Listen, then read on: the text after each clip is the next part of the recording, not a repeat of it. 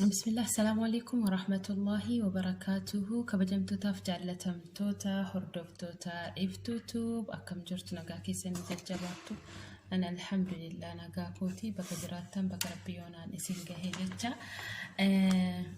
ويهدا أدو gammachiisaan qaba akkuma sanallee waan nama kolfisiisan hun qaba waan nama kolfisiisu jechuudha viidiyoo adda addaa qabadhee dhufe waan ana gammachiisa isin gammachiisa jedheen isiniif qabadhee dhiyaadhe jechuudha ettan suudaanii oduun gammachiisaan kanaan dura obboleettiin keenya tokko Saudi Arabiyaa irratti yeroo isiin makiinaa jalatti bultu sana footoosii asirratti isiniif kaa'a yeroo isiin makiinaa jala bultu sana ulfa dahuudha kaateen ilmoon namni Oromoo ta'e tokko ofitti fudhatee akka hamma siin deessutti haga engadda isiin baddutti jechuudha gargaaraa ture ni jira mucaan sun immoo deessee erga kaateen booda baddee turte guyyaa hadhaan mooduun gammachiisaan gaafa siin baddeetti jedhullee viidiyoo hojjedheen ture kanaan dura jechuudha gaafa siin makiinaa jala bultullee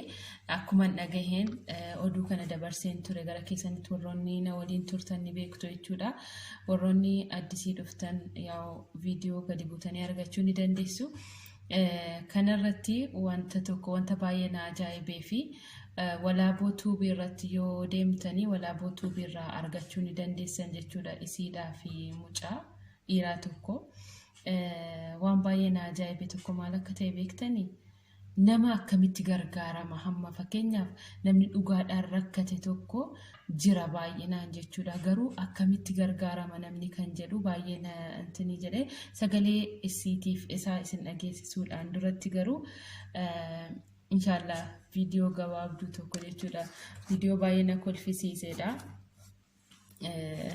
isinii agarsiisa jechuudha viidiyoo sana walii wajjiniin haa hordofnu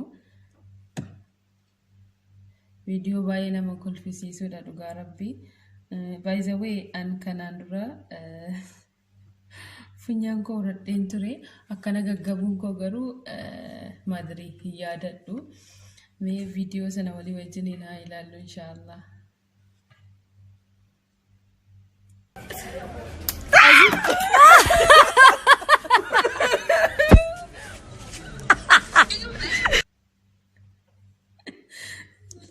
videoon kun baay'ee na gollisiise bakka irra deddeebi'een ilaalanna baay'ee na kolfisiise hedduudhaan akkana kolfuunis bareeddudha dheetan yeroo hunda gadda dhaga'uun yookiin immoo waan nama ajaa'ibsiisu yookiin waan nama aarsu qofa utuu hin taane wal makuun bareedaadha jedheetan isiniif makee naan baay'ee kolfeen jira waan ta'eef isinis akka kolfitan abdiin qaba. amma sittaan suudaan immoo mucaa sabiyyii wayiduu inni godhe walii wajjiniin dhaggeeffannu inshallah amiin jedha isinis amiin jedha du'aayichi baay'ee namatti tola waan ta'eef nama kolfisiisas garuu na ilaallee deemina wajjin جارتي بريد دولا تقوم فري تبليغا عنني تنور الليل فقاتلا تسي في يصير لجال لقيس الأوف والجلب بر بر بر بر بر بر ربي يا ربي آمين ربي أكيد نسكي برخاك آمين ونادق سبحان ربك ربي videoon kun illee dhugaa dubbachuuf baay'ee na kolfisiise wallahi laazim innaa hundi keessan akkatti kolfitan abdii qaba garuu du'aayichi ammoo amiin jedha isiniin jedha inshallah ittaan suudhaan immoo gara haasaa isa waannaatti adeebinu jechuudha amma kana kolfineerraa gama kootiin wallaahi isuma dhuguma kolfeeraa gama kootiin isinis akka kolfitan abdiin qaba haasaa gara haasaa waannaatti yoo deebinu maal seetanii ilmi namaa tokko jechuudha ni yaada yaa hundi keenya iyyuu ni yaanna ilmoo deessee erga kaatee rakkadheeraa jettee jechuudha rakkina siisana Oromootti iyyitee jennaan Oromoon bira dhaabbatanii Oromoon Saudii bira dhaabbatanii turanii garuu hadha isheen mucaatti gattee deemtee turte nama sanatti jechuudha. Nama si kana hunda wajjiniin dhaabbatee imimmaan si xaragee wajjiniin jechuudha. Tigattee mucaasa biyya akka waan gaafa sana abbichisu waliin jiru mucaasa biyya itti gattee badde jechuudha. Ani haqiiqa rabbii gizee isiin baddeetti sana dhagahu baddeetti jedhamu sana dhagahu maalitti akka fudhadhe beektu abbaan qabu jetteetti ergana dhufe abbaan koo du'anii isaa waan akkasii wayii natti fakkaata. Bichaage nu namni biyyaa bahe rakkinaaf biyyaa baha malee waa biraatiif miti akka kooti jechuudha. Namni sooressi gonkuma biyyaa baha jedhee hin yaadu. Miskiina kan biyyaa ga'u rakkataadha kan biyyaa bahu maatiidhaaf hin dabarsa ofiifis naafa darbu jedhee malee namni kan biyyaa baha jedhee hin yaaduani.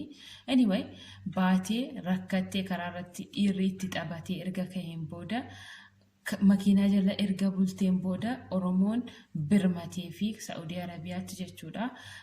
Erga ofitti fudhatanii akka obboleettiitti akka dhiigaatti wajjiniin jiraatanii deessee kaatee ilmoo itti gattee baate jechuudha. Kun dogongora cimaadha. Kun dogongora caalu dogongora cimaadha jechuudha. Isa iyyuu immoo kana qofaa miti. Erga baddee kaatee mana qaallicha yookiin mucaasa itti badde sanaa teessee caffarti jechuun fokkorti jechuudhaan fokkorti isaa wajjiniin ta'anii fokkoran jechuudha. Gaafa siin ulfatu turte maaliif hin fudhanne maaliif dide gaafa sana hadha erga siin deessee kaatee booda kan inni fudhatu yookiin kan biraa addisi janajjantee yoo jiraattees maaliif fudhattee hin deemne ilmoosii maal namni siin biratti galte suni wajjiniin ture moo gaafa sana yookiin mafrooma wayii qaban. Ani wallaahi sammuun dubartii anumaan walitti jechuudha. Akkamitti akka yaaddan wallaahi hin beeku. Yaa Allah gisee tokko sukkaara dhibba nama galchitu haqiiqatan. Innaa baay'ina ajaa'ibaan caffaraa namatti caffaruudhaan duratti eessan ture akkamittiin ture maaliin dabarse jedhanii yaaduun giddeetaadha. Akka kooti jechuudha. Namni tokko yaade malee akkamitti nama horiirraa maal adda bahama? Horiirraa akka wanti nu adda baanuuf yaaduudhaani. Gatii yaadnuuf horiirraa adda baanimti. Wallaahi sagaleen koo kun osoo mucatti sannaa qabdee baay'ee na gammachiisa gama kootiini. Baay'een itti gaddeen haqiiqaa. Baay'een itti gaddee baay'een itti azane. Maaliifi kun ta'uu hin qabu. Ilmi namaa tokko nyaatee dhugee rafuu qofaa yaaduudha. Awwammaa nyaannee dhunnee nyaachuu dhuguu qofa ta'ee horiirraa wanti nu adda baane hin jiru waan ta'eef yaaduun isa tokko jechuudha isa guddaadha. Kanaafiyyuu maaliifuu mee sagalichan isin dhageessisa inshaallah waliin ilaallu sagalee. Haa dhaggeeffannu by the way ani sagalee kana walaaboo tuubiirraan dhaggeeffadhe. Walaaboo tuubii warreen beekne deemaa subscribe godhaa wal guddifnaa wal guddisaa gara sagaleetti aadaa wal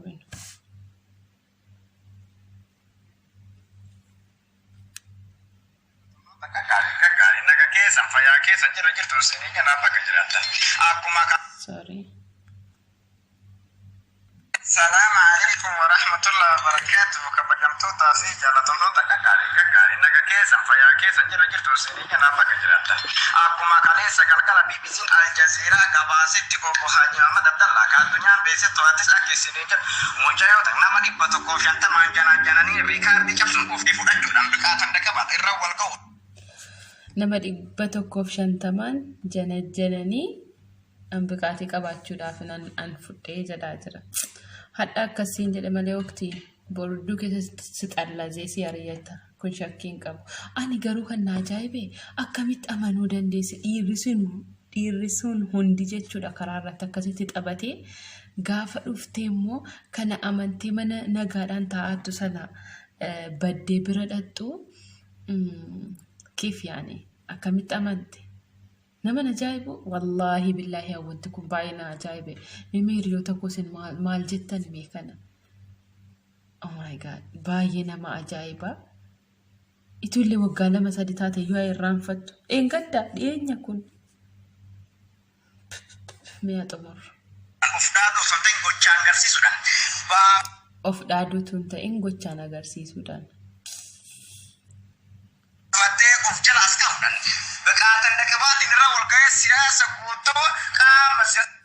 Qibaat inda biqaat inda qibaatii jechuun maal yoo beektan naa barreessaa koomentii jalatti.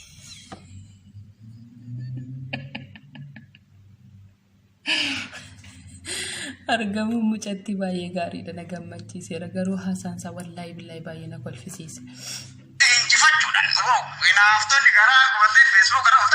Assalamu alaikum warahmatullahi wabarakatuh. Kabajamtoota fi jaalatamtoota gaggaari naga keessan fayyaa keessan jirtu isiniin jana bakka jiraattan. Akkuma kaleessa galgala BBC'n Al Jazeera gabaasetti obbo Haji Muhammad Abdallah ka addunyaan beeksistu hattis akka isiniin jedhu mucayyoo nama 150 jananii riikaardii cabsuun ufii fudhachuudhaan biqaatan dhaqabaat irra wal ga'uudhaan uf dhaadoo osoo hin ta'in gochaan agarsiisuudhaan baafatee uf jala as kaa'uudhaan biqaatan dhaqabaatiin irra wal ga'ee siyaasa guutuu qaama siyaasa injifachuudhaan wow inaaftonni garaa gubatee Facebook irra ol darbuudhaan sila kana ta'eef ijoollee biyyattii ammaa asii biyyattis waliin nyaanne waliin dhuyne loobii laayivii waliin dabarsiine teettu bareeddi dhaabattu bareeddi biqaatiin jechuudha akkasiin ati shukutii eenyu shukutii Muhammad Abdallaati wallaahi dhugaa rabbiin kakana gochisiisee nuni Video kana laaluun isin danda'ama waan ta'eef video yoo ilaalteef akkasiin koomentii keessan dubbiftu abdiin qaba. Innaa maal isinitti fakkaata? Hangama kootti baay'een itti aare dhugaa dubbachuudhaaf maaliif ilmoodha. Nama si gargaare akka abbichisu nama biraa hin gargaarrellee gootee jirti jechuudha mucaan kuni. Kanaafuu isinitti maal akka fakkaate akka yaada keessan naa ibsitan abdiin qaba. Egaa iftuu tuubii subscribe like share gochuu hin dagatina. Warroonni haga yoonaana waliin turtan guddaa galatoomaan isiniin jedha. Yaaf kan man isiniin jechuu barbaada. Ambaye nagarrame wallahi argamu isif ana kakooti yaanni ko akkuma duraan isiniin jedhe maal seetanii hojii barbaacha waan isin baate yaani haati biyya jirti obbolaani qabdi yaani rakkina keessa jiraatanii jiraayetti hojiidha itti waan baate natti fakkaate malee akkana xabbafattee bilcheeffattee baate natti fakkaanne kanaafiyyuu hundi keessan akka yaada kennitan isinillee akka viidiyoo kana ilaalte yaada keessan sanarraa barumsa argattu abdiin qaba. Dhugaadhaan wal fuudhanii ta'eef gaa'ila gaarii asumaan jaraaf hawwa kan walii wajjiniin umurii dheeratan jedhagaan gaa'ila akkanaa argeen beeku yoo ta'es haa ta'u gaa'ila gaariin isiidhaaf hawwaa isiniif hawwan jedha baga gammaddan jechuun ni barbaada. Nuti kan dubbanne siyaa dhiiftee baddeedha malee waa miqqeenyannati wayitiin dubbanne duraan maa ilmoo dhiiftee baddeedha malee jechuudha. Hundinuu kan dubbate sanumaaf natti fakkaata malee biqaatii isaa akka inni adda bahee nuti caffaruufi miti amma biqaatii koo jechuun isaa baay'ee na ajaa'ibee jira. Kanaafuu guddaa galatoomaan isiniin jedhana waliin turuu keessaniif amma viidiyoo biraatiin walitti deebinuutiin turtii gaariin isiniif hawwaa baga gammaddan mucaan argamuudhaaf hundi keessaniyyuu.